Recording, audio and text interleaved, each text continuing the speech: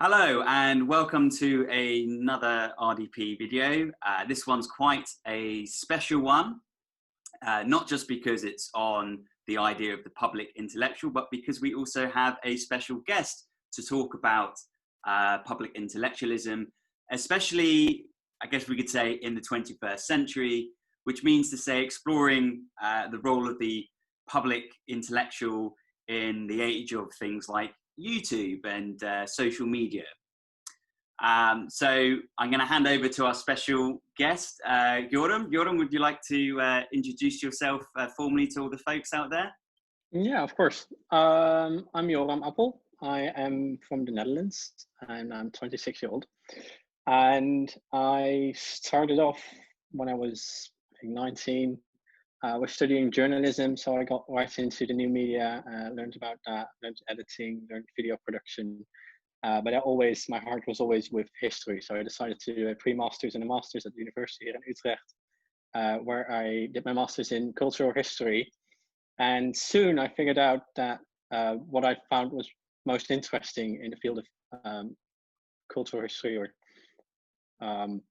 history in general was public history. So I started reading on public forms of history and started combining it with my background in journalism. And soon, new media forms of history were the field in which I started professionalizing, right?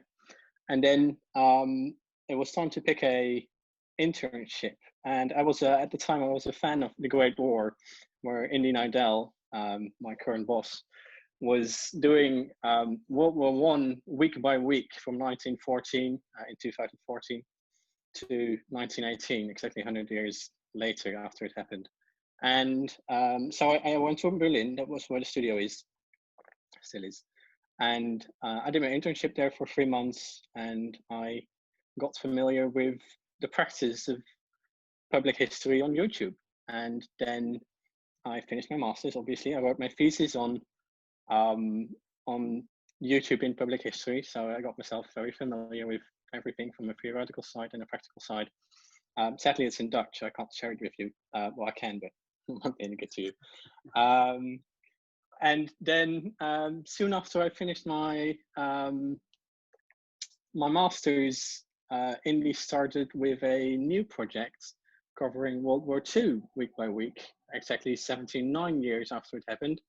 And then he was doing that together with, I will get into that later a bit, with Spartacus and Asteroid. And I was the first one they hired, since they needed someone to do both the history stuff and the production stuff with knowledge of how history and new media work together. Brilliant, brilliant. Oh, thank you very much, Joram, for that biography there. And I think it's really useful for the students out there to kind of understand your background and give a bit of context and sort of reassure them that you are somebody who knows what they're talking about, and certainly you are, going by your verbal CV. I suppose some of the or a lot of the experiences from the Great War Project were quite instrumental in helping get TimeGhost off the ground, I imagine. Is that fair to say?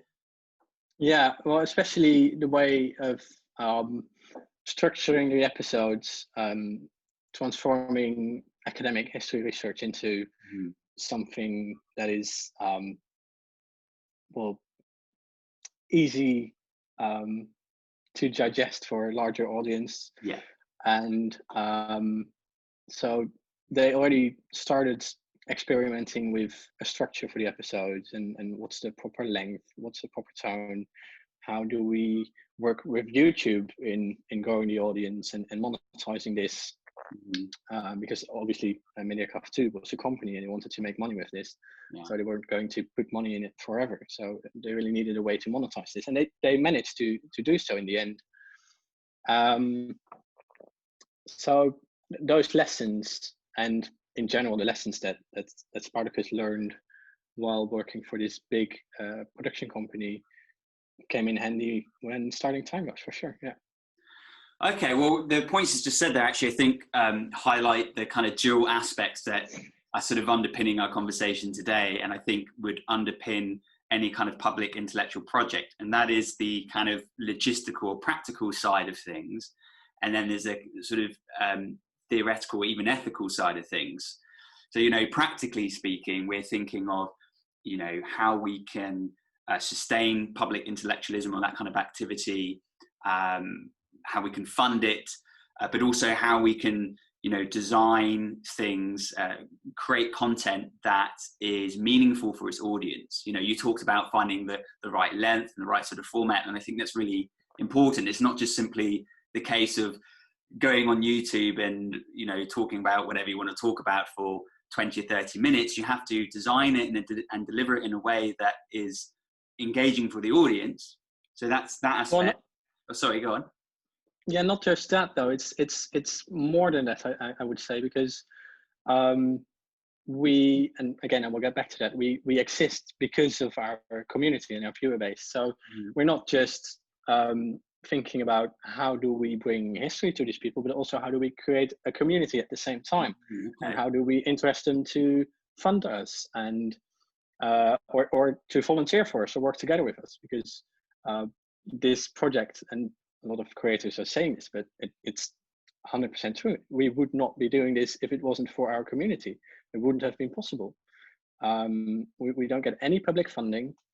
We only recently started getting some commercial funding, but for the rest, it's, well, like paid by the people who watch it and find it important and interesting enough to do so. That's really interesting, and I guess that's another aspect that makes this kind of work quite different from the more traditional or orthodox mediums for public intellectualism. So I'm thinking here of radio, television, broadsheet, which has pretty much been the dominant means by which to conduct public intellectualism for the last, I don't know, well, probably since radio began, actually, so for quite some time. And it's very difficult to, I mean, you could still create a community around that, I suppose, but it's not quite as meaningful or easy to cultivate as it is online, I would imagine. Do you think that's also, yeah, for sure. I mean, I also worked for several news websites and for a Dutch public broadcasting station. Okay. And you do not get to know your audience in the same way or interact with the audience in the same way. And with the Dutch public broadcasting station, that was an old-fashioned, quite intellectual, highbrow organization, and I did not know who the audience was, other than from their statement saying this is our target audience, because I was never interacting with them. I didn't know how much they consumed, what they thought of it, if we were doing a good job, if we were reaching new people. So it's a completely different way. And also with public intellectualism, with these old media organizations, you would often have journalists or media producers inviting the intellectuals over, and the intellectuals would not own or manage those platforms for themselves. They would be a guest, and they'd come and speak, and they wouldn't have to worry about reaching an audience or producing anything. And we get to do all of that ourselves. We have to, and we get to, which has upsides and downsides, because now we have to worry about editing and community management and publishing and monetization, stuff that usually public intellectuals do not have to worry about, which opens up a whole new line of work. Yeah, absolutely. And I suppose that touches on the sort of practical logistical stuff I was mentioning earlier, so yeah, I think you're right. You can see that as both a massive pro and perhaps a bit of a con too, or a bit of a negative. So, but I guess, if we go back to the orthodox way of doing things, there would only be a very, very small select few amongst the academics who would be selected, who would actually be used, I should say, by the likes of, for example, the BBC, who until relatively recently were really active with the public intellectualism stuff. They still are to some degree, but it's far more limited these days, and I'm not entirely sure why. Whereas, I mean, in theory, anyone sort of academically inclined or anybody with intellectual content could at least attempt to start, let's say, a YouTube channel, right? Mm-hmm. So it's almost, I guess you could say, it's almost more democratic in a manner of speaking. It definitely is, theoretically, because while everyone has the equal opportunity to create an audience for themselves and to make their knowledge heard, people without any authority, or people who in the old world wouldn't have any authority on certain topics, Mm-hmm. have an equal opportunity to spread a message that may be less informed or responsible. And then all of a sudden you see people who would have authority in university but not on YouTube, going to YouTube and having to compete with people who are very smart with YouTube but may not be historians, but who would still manage to create a bigger audience and to get their message out more effectively than people who actually know what they're talking about, which is, I think, a legitimate danger of YouTube. And the way YouTube works forces you to play YouTube's game, which unfortunately favors those who dramatize and those who create confrontation, or how do you say it? It has to be I suppose. I mean, I'm sorry. I mean, I'm immediately thinking of just YouTube comments alone. That and pretty much any YouTube video I sometimes, it's sort of a bad practice, probably bad for my health and my blood pressure, but I sometimes just go in the comment section just to see what people are saying, and I always find something alarming, and it could be the most innocuous video in the world. It doesn't necessarily have to be anything to do with history or current affairs, and I find something completely outrageous, and I laugh, but I think it's a severe problem, and I can't begin to imagine what kind of work must be involved for you guys. You're dealing with world history, war, and there's all kinds of issues involved there. And all kinds of Holocaust denials and that sort of thing, and racism. People get very charged because they have their own hagiographic or ethnocentric understandings of world history, and that I can see that creating quite a problem, and even a sort of chain reaction of comments and hatred. So it's you're right. It's YouTube comments are quite something to work with, which is why we started doing just 1 hour community management a day per person, because you could do it from days on end, and like new stuff would start coming in, and there's no end to it. I've actually, maybe this is a good time to go to that. I prepared a sheet with some examples of the stuff you can find in our comments, in our comment section. And obviously we make a lot of videos, not just about historical events, but about ideology or events that have to do with ideology. And then people would come and they would have an opinion on ideology, or they would share what they think that ideology includes, what it is, what it isn't. For example, here in the top left, I have you read Victor Forens's book, The Holocaust Hoax Exposed? Great factual book. Well, obviously that is a problematic comment, right? Now we have to ask ourselves, is this person here to debate something, or is he truly unaware of whatever happened during the Holocaust, or does he in fact believe in a Jewish conspiracy? We don't know. So it's very hard to navigate those comments, and we have to be careful doing it. But we do not tolerate any form of anti-Semitism or racism or any partisan debate, because it's not what we're about. It's not what we want to be a platform for. So we police that pretty hard.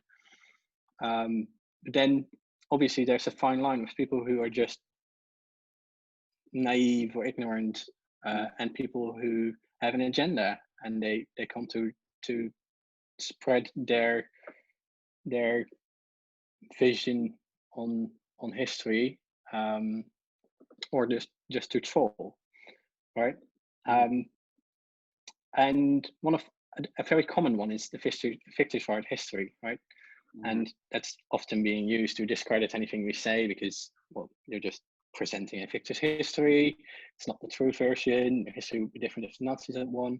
And those people clearly don't understand how historical practice works, that we don't just write history because we have an agenda and we want to tell a certain narrative or a certain version of history, but that our methods should make sure that we have an unbiased overview of history, and that something like a fictitious history, well, obviously something like a fictitious history does exist because of limited access to sources, and stuff like that. But it's not intentional, and people do think it is. So also we have to defend our authority quite often, and people don't just believe us. And I think part of that because we're on YouTube, and we are a YouTube video next to a YouTube video that says Nazism is socialism, right? And we are arguing that Nazism wasn't socialism because of the definitions of socialism and Nazism that we use. So sometimes it's just a uphill battle, and it turns into a screaming match pretty quickly. So it's hard to navigate, and it can be quite frustrating, yeah. I just wanted to pick up a little bit on what you said about sort of defending your authority and historical practice. And I think that's something that would be quite relevant to any students who are thinking about doing kind of public intellectual work, be it on YouTube or whatever format. Having your audience you can't expect that the vast majority of your audience are going to understand the mechanics of research and what's involved, right? Because the whole idea is that you're reaching out to the public. These aren't fellow academics that you're necessarily talking to. Absolutely. So there's kind of two things that's kind of going on there. On the one hand, you're wanting to present material to them that's digestible, as the term you used earlier. I think, quite right. Something that they can chow down on, and it makes sense to them. They can engage with it. But also, as you say as well, you need to establish your authority to be somebody who can do that. And it's, in a weird way, it almost requires a bit of studying to understand the importance of studying. Or it takes an engagement with research on some level to understand how meticulous and tightly regulated, generally speaking, research and research methods are. If you've never engaged with that world before, then it's a lot easier to arrive at conclusions such as, you live in an ivory tower. That's a very common one that academics get. You don't live in the real world. You're out of touch. Do you have an agenda? I mean, we saw that in the United Kingdom very prominently during the EU referendum. And I don't know if you're aware of this, because obviously it's very much a UK thing, but during the referendum, quite a high-ranking government politician, and he's still in government now, his name is Michael Gove. He came out, he was supporting the Leave side, and he came out and he said, in response to all these economists who were forecasting doom and gloom if we left the EU, he came out and said, you know what, people are sick and tired of experts. You know, as if it was a kind of aesthetic choice, you know, and within that is this idea that truth is completely relative. And of course, there's a philosophical point to be made about how we understand truth and that sort of thing, but that's on a far more nuanced level.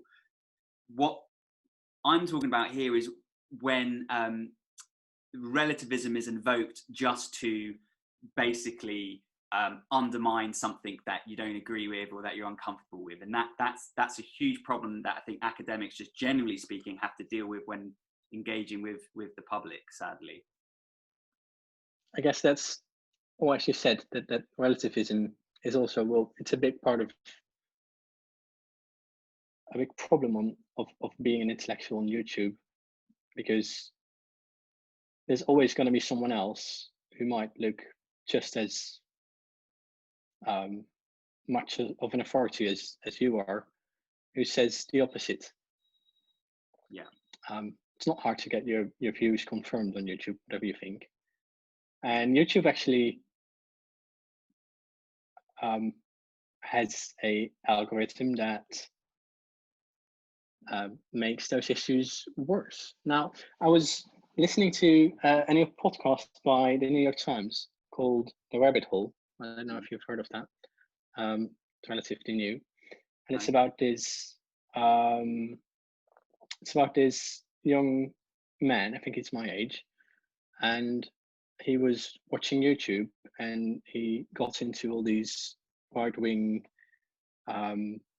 pundits who were like spreading a lot of. They were the voice of the alt-right on YouTube, right? And they were huge. They had a huge reach. Some channels had over 4 million subscribers.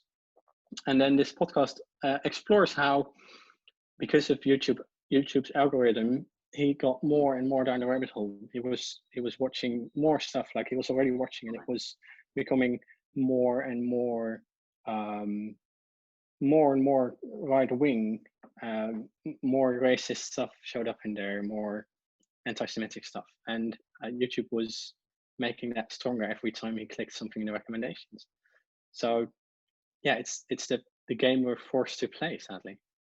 But as you said earlier, you know, some people, for one reason or another, are perhaps a little bit more naive, and it simply won't do to just kind of, you know, write them off and say, oh well, naive people, blah blah blah. There is an ethical obligation to, let's say, the naive people, because you know, everybody has to start somewhere, right? When you're learning a subject, everybody starts from the beginning, and you need a bit of guidance. And you do rely, usually at school, your authority figures that you rely on are teachers. But when you're out in the internet, it's almost like the Wild West. You know, it's kind of hard to make that distinction between who is authority, who isn't authority, and who isn't. You know. Yeah. Very difficult. So have you found any useful ways to try and mitigate some of those issues, or some practices that you engage with, other than sort of deleting the more kind of provocative comments? Are there any other things that you do as an organization? We make an effort to read every single comment that comes in. So you can see that this is the data from the last month, and that shows a total of 15,000 comments that have come in. And we have read every one of them. This is the blue line, by the way, and the left axis shows how many comments that is per day. So, for example, the big spike on the left, on that day, 1,000 or 960 comments came in, and we answered 198 of them. And so every day we do this community management, and we make sure to read everything. Whenever possible, we do engage with people who have questions or have feedback, or have a different perspective on what we say. And even if we don't agree from a historical standpoint, we do keep it up. We're not going to delete anything that we don't agree with, obviously. And we do engage, and we explain ourselves, we explain our methods, we explain our sources, we reason with them and try to, or have a equal debate, so to say. Which is hard because you don't know who these people are. You don't know what they want or sometimes what they mean.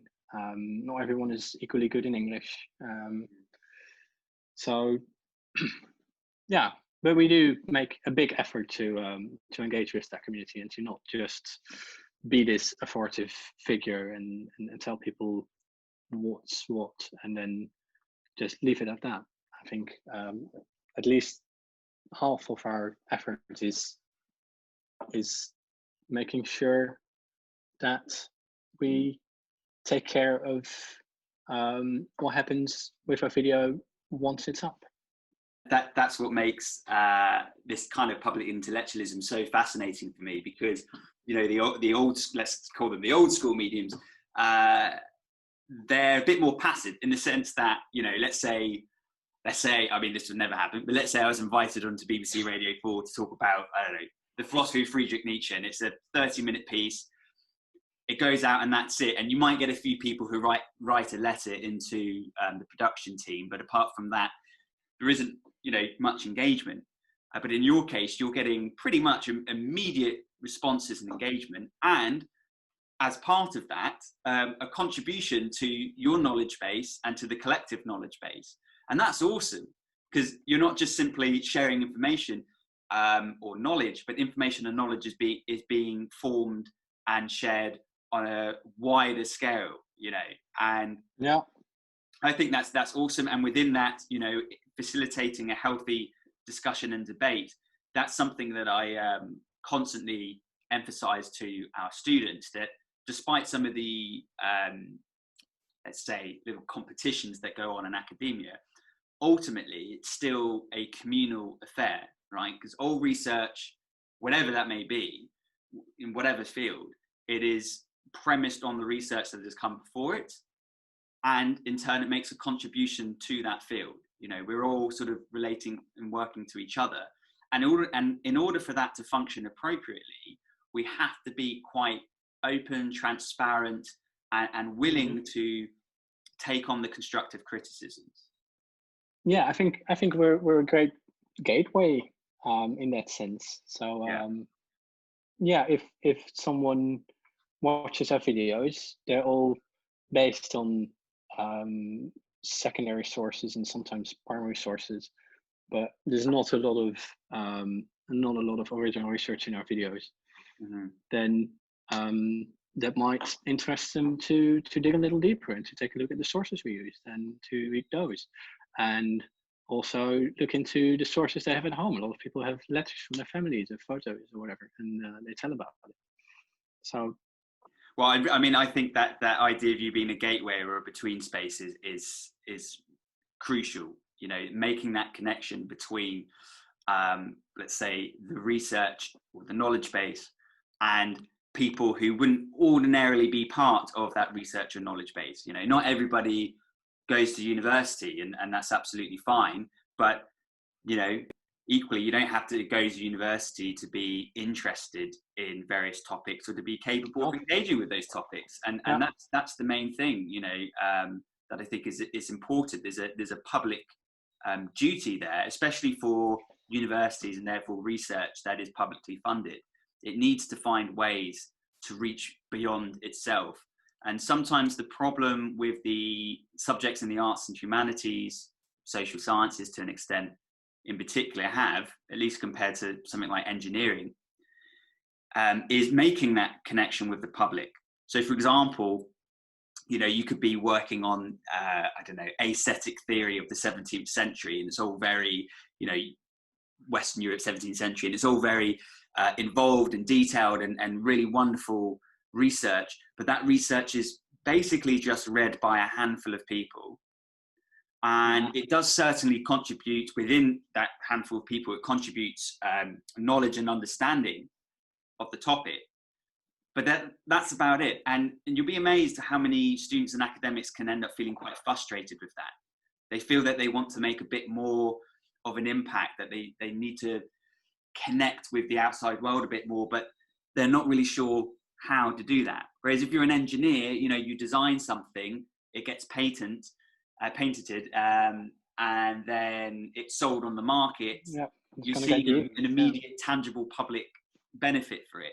So what you guys are doing is kind of, it is very much that gateway, that bridge between the two. And I think that's increasingly going to become important for those who are in academia and trying to find a way out. Yeah, we are seeing that now with the series on the Indonesian War of Independence we're doing. Mm-hmm. Oh yeah. So with the Indonesian War of Independence, you can see that we engage with people who don't really know a lot about the history side of things, but who do have an opinion on colonialism or imperialism or colonial warfare, guerrilla warfare, or racism and stuff like that. And you can see that the debates are very emotional to people, and that is something that I rarely see in other videos. That's really something new for Indonesia. People say, I didn't know this before, and it means a lot to me. A lot of the research that has been done on this is very critical, and it's very honest about the stuff that the Dutch did. Like some studies are exploring if it was a genocide or not. And that's something that hasn't at all made it into the collective conscious of the Dutch. So you can see that very clearly there, that the academic community might think that knowledge is out there, right? They've been doing research on it for years, and they're putting paper out after paper after paper, and they've been interacting with each other. You can see in all these papers, they're referring each other. But still, it's such a big unknown black page in Dutch history, and everyone knows, oh yeah, we did something wrong, we called it police actions, it was really a colonial war, you know. But then when you see the comments of all the Dutch people saying, wow, I never knew this wasn't taught to me in school. Yeah, exactly. It's very good that you're doing this. So that, to me, that confirms that we are this bridge between academia and the public.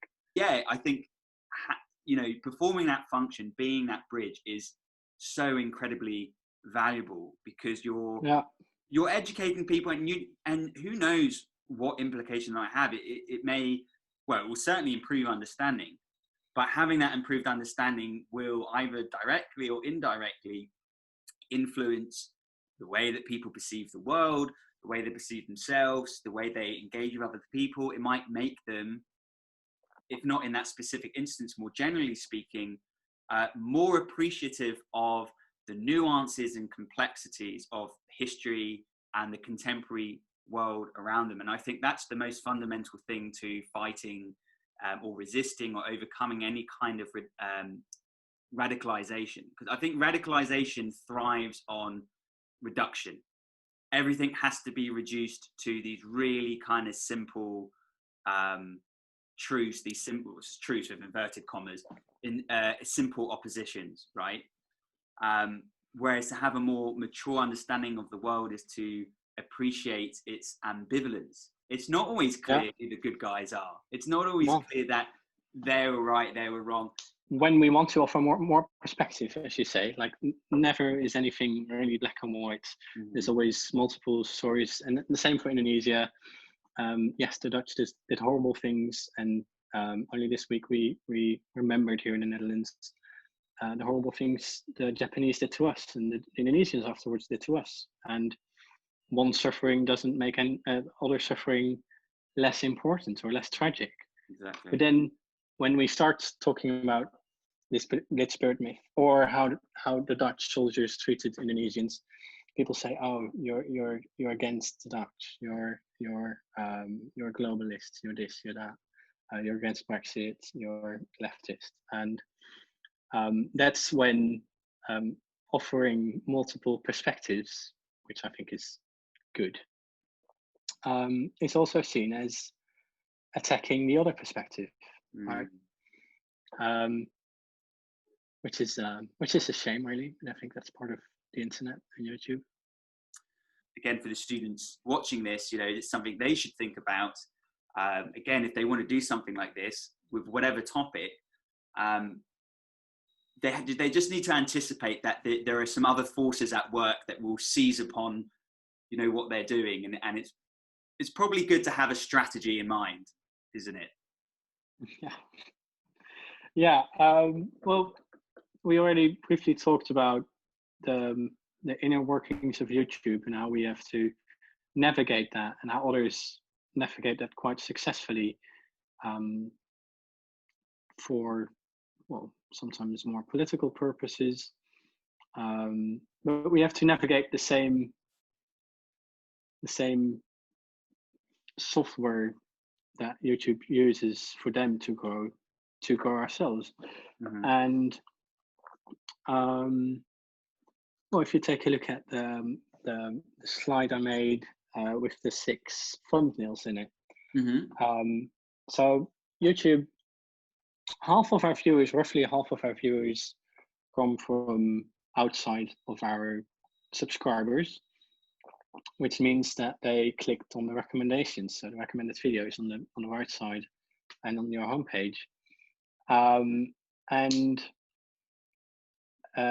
if a recommended video is being clicked, it will be recommended to more people because YouTube thinks, oh, this is probably good content, otherwise you wouldn't have clicked, right? Okay. And that, together with average view time, determines how good a video is performing. Now, we are always doing good in view time because we are not clickbait. We are delivering on, what we do. We have a lot of loyal viewers, so usually most people watch it to the end. But then we do have to play the game of the thumbnails and the titles and drawing people in, because people who really like what we're to, they either probably are subscribed to us already, or they will if they encounter us. Mm-hmm. But since half of our viewers come from people who are not subscribed to us, we have to interest people who maybe wouldn't click on the Battle of Britain or the Dunkirk evacuation. So in the top left, you can see the Dunkirk evacuation, which would interest a lot of people who are interested in history.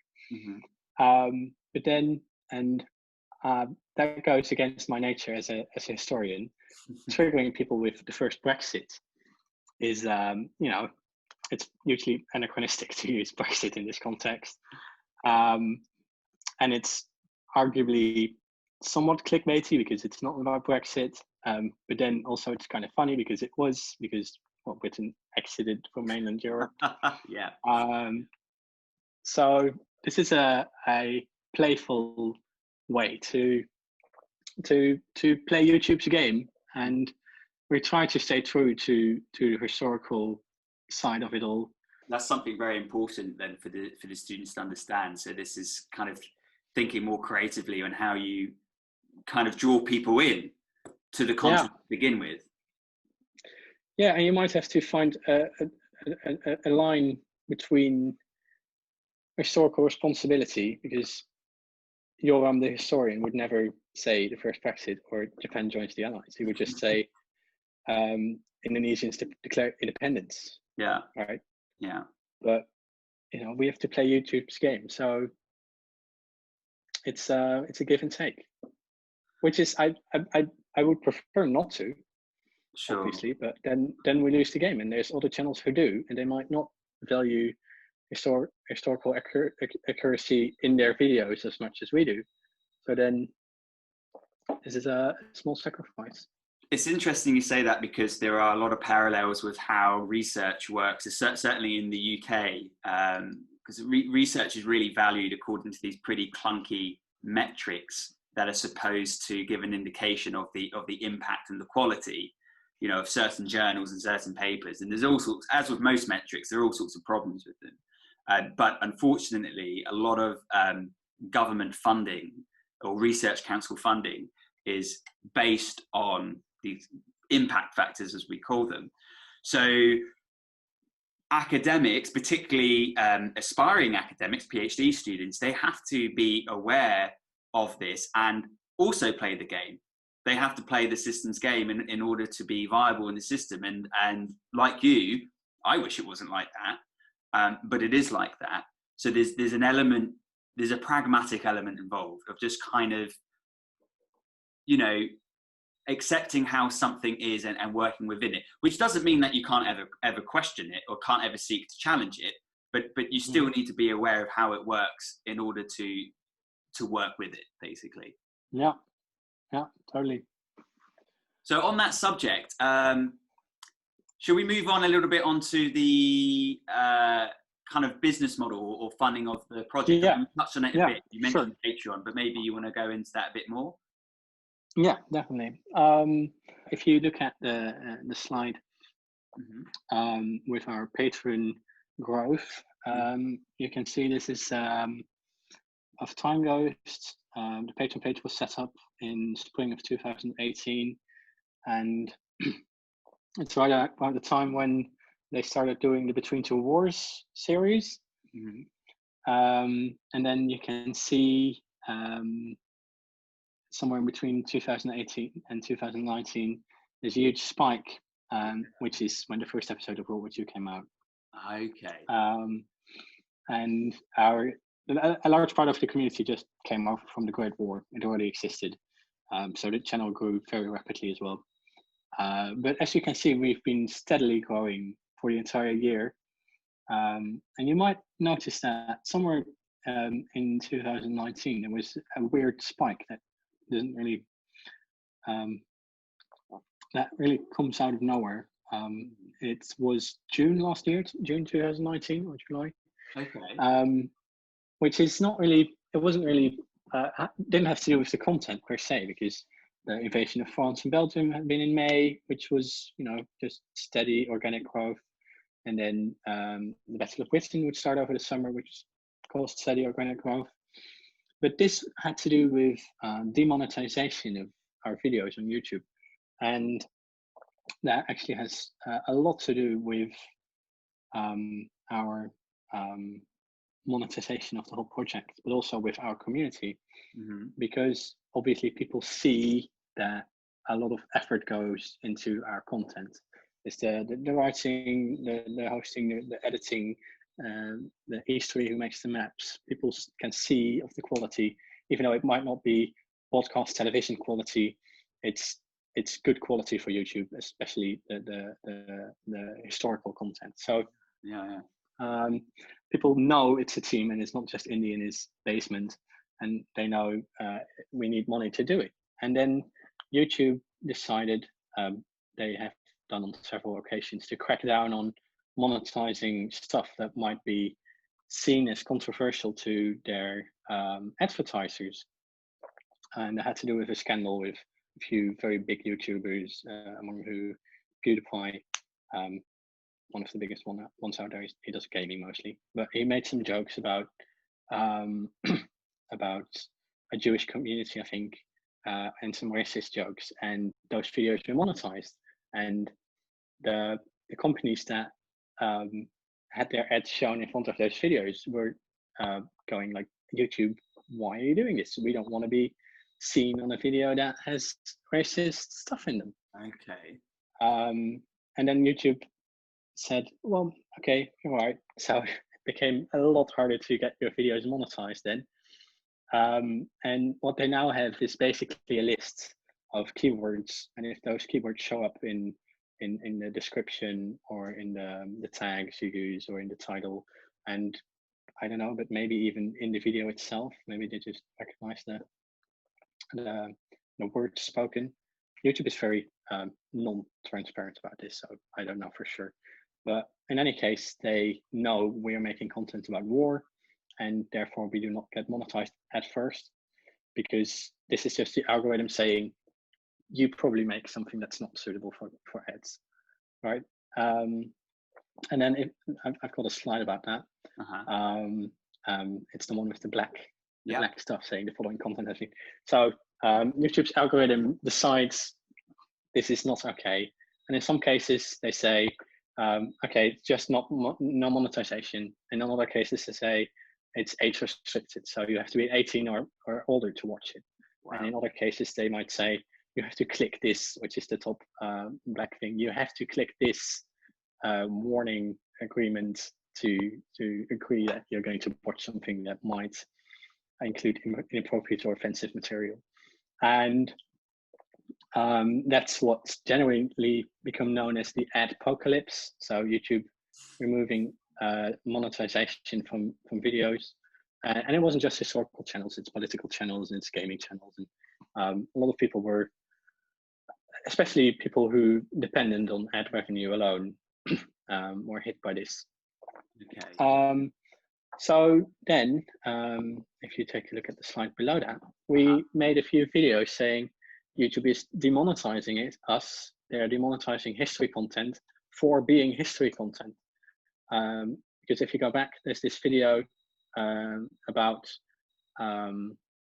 feminism in the 1930s in America and Germany, which we called Chain Your Women to the Stove. And it was demonetized, and YouTube said it was demonetized because it's content that may be offensive to a marginalized group, but is used for education, news, or documentary purposes.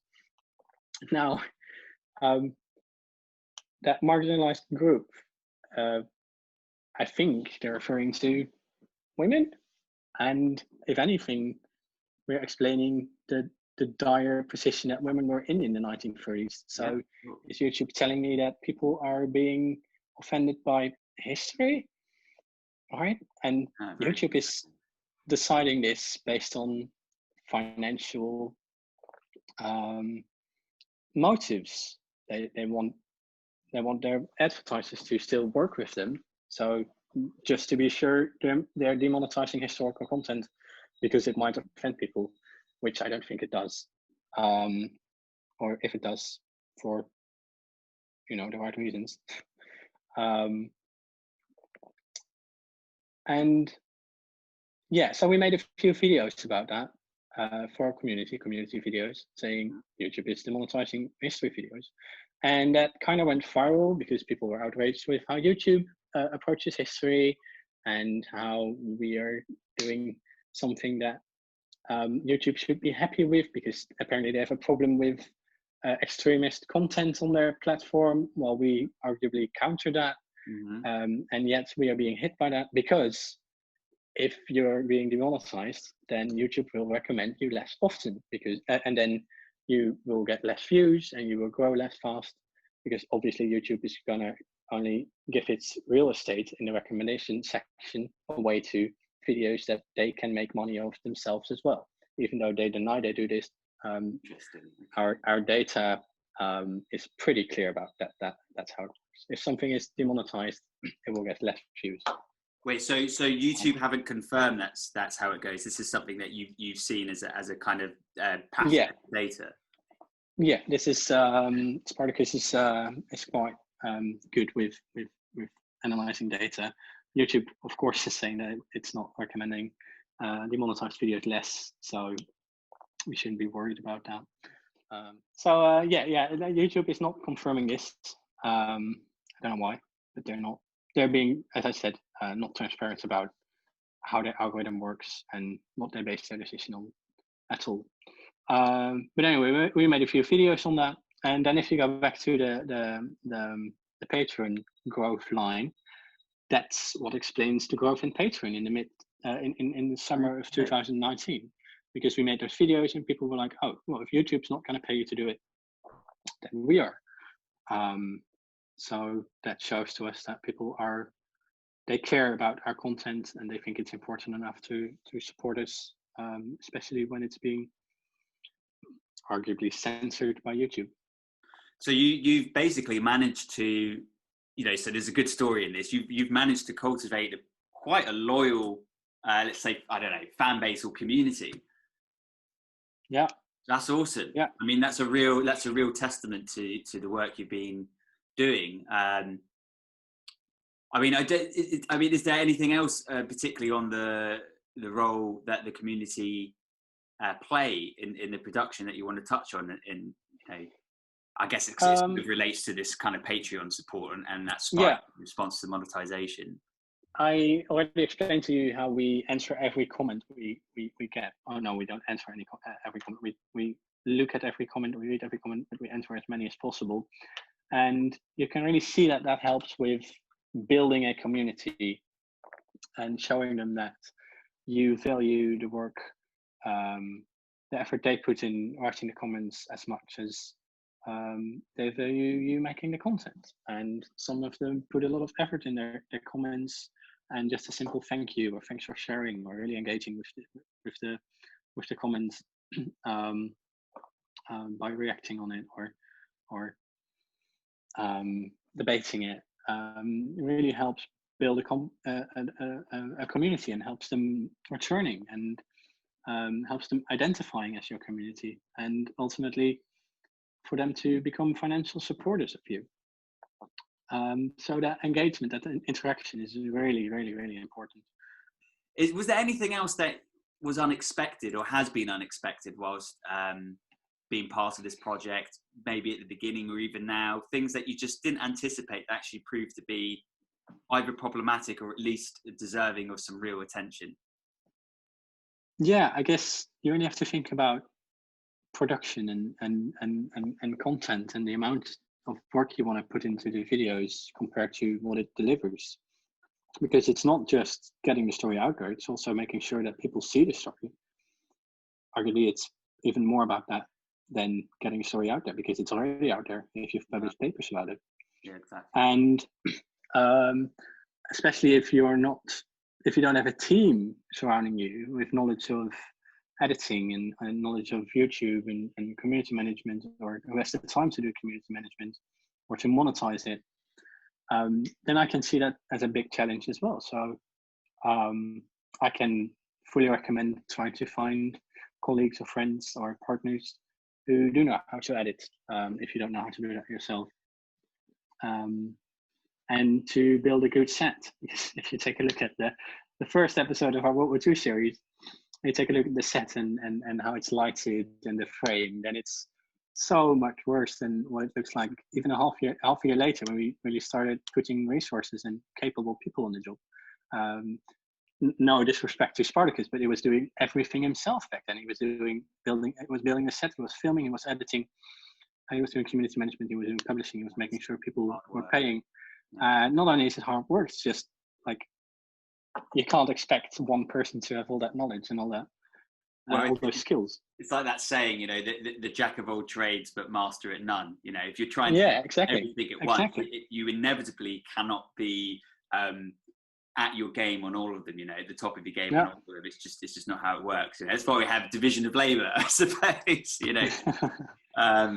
Yeah. Okay. So that's okay. That's a really useful suggestion, because I think the temptation for a lot of students might be to just try and kind of go on their own. And I suppose if they're just kind of treating it as a little hobby on the side, maybe that's less of a problem. But if they're seeking to actually create something more sustainable and perhaps even something that would be a source of income for them, they would really need to think about collaborating with others, I suppose. Yeah. And well, there's a lot of creators out there that do create every once in a while, and when it comes out, it's absolutely amazing, and people know that, and they wait for it, and they wait months, and people are thrilled when it comes out and it has millions of views instantly, which I guess it's their strategy and it works for them. It's not our experience, but it's like there's a lot of roads leading to Rome, right? You don't have to take hours. But I think that is a challenge that you have to be very aware of. YouTube might seem like this democratic tool that can make anyone famous and can that you can use to get the word out there. And a lot of companies, I speak people from a lot of media organizations or NGOs, and they say, we want to reach more people. Well, let's just do a podcast, or let's just do a YouTube channel. And it's not that easy. You're not going to reach thousands of people without putting proper work in it. And not to be discouraging or anything, but it can be done, definitely. but it has to be thought about. And I think that's a point that Yeah. you really need to. I think that's a point that's really worth making, and that the students need to take on board. That it's not just some, if you're going to do it properly. Yeah, I mean, it's much more than putting your work on a public platform. It requires a different method, a different thought to actually reach and engage with people that are not familiar with academic history. Absolutely. Having to adapt from an academic writing style to a, let's say, more publicly engaging writing style or performance or oral presentation, whatever that may be. It might sound theoretically quite easy to somebody who's never tried it before, but it's actually incredibly difficult. Especially, you're in academia or you're doing a master's or a PhD, you're constantly being told and trained even to write in this very, very specific formal way. And even the specifics of that formality change from discipline to discipline. So even within the academic context, there's a difference in presentation, a difference in vocabulary and style. To then go from that to, let's say, a YouTube video, it's quite a leap. And I think it's probably takes a bit of time to finesse that, a bit of practice, learning from others. I guess some people are probably more, they're naturals more so than others. Perhaps maybe they have a more kind of performative aspect to them, and maybe that even speaks to the value of working as a team and finding other people and kind of playing to your strengths. Yeah, I definitely had to learn that myself, and it was not easy, especially since I'm not an English native, and my vocabulary is limited. So I was lucky to have a background in journalism as well. So I was trained on creative writing in Dutch, but I managed to adapt. That's our former intern just messaged me the other day saying, I'm writing my thesis and I'm writing all this informal language now, and I have to stop it. But it's a challenge. But I think for if you're in academics and you want to reach people outside your field, or your ivory tower, whatever. Doing that or making that your own is absolutely necessary. Yeah. Okay. And that means that you have to deal with stuff like editing and with monetization and with community management. And community management means that you're going to have to deal with a lot of people who are internet veterans with their own. Well, the internet is a strange place, and with its own memes and its own way of interacting, and with the politics that come with that. So, as I said, a discussion on what Nazism and socialism have in common is very different on the internet than it would be in an academic place. Also, most academics are pretty focused on one topic, but think about what's your channel going to be about? Just random stuff or one theme, or are you, like us, going to do a chronological rundown of events or explanation of theories? A lot of stuff is possible, and I would love to see more content by academics. Absolutely, I feel that way too, and I think that is one of the critical skills that we're eager to and should develop in our PhD students. That ability to engage with the public, so that whatever work they go into after their PhDs, and it could be academia, but it could be industry. They could do something independently, be self-employed. It doesn't matter whatever it is. to give them the capability and the will to still function as a public intellectual of some sort, right, of some variety, to value what they have to offer to the public and to offer it. And I think that's really important. And I just want to reiterate that what you guys are doing at TimeGhost is, I personally think, just fantastic, and very grateful to have you with us today, and to have you again with us in the future. I think it's very good of you to share your insights and your knowledge with the students. I think it's good, it's hugely valuable. There's a lot to learn from what you guys are doing and what you have done. So thank you very much for being with us. Well, as a final note, this conversation probably made that already very clear. It's a very moving, like, dynamic field, and a lot of stuff is still being discovered, and a lot of stuff is changing.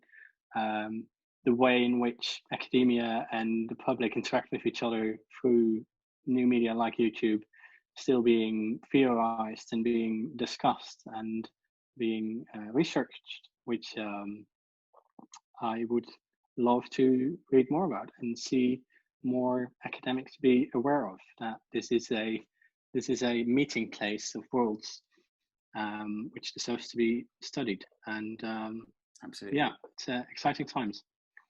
It is indeed.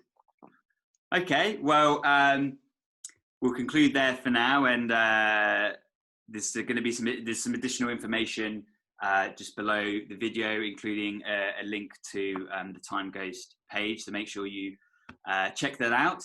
And of course, as I said, there's going to be a follow-up session to this. It will actually be in the flesh, and we hope that's sooner rather than later, but of course information on that will follow in due course. And as ever, if you have any additional questions, feel free to email me directly, or to just email researcher developer, and that will get through to the appropriate person.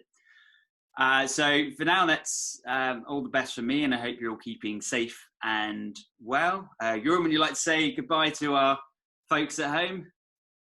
Yeah, well, thank you very much for having me, and yeah, well, let me know in the comments down below what you think of it. Absolutely. Bye bye for now. Cool, bye.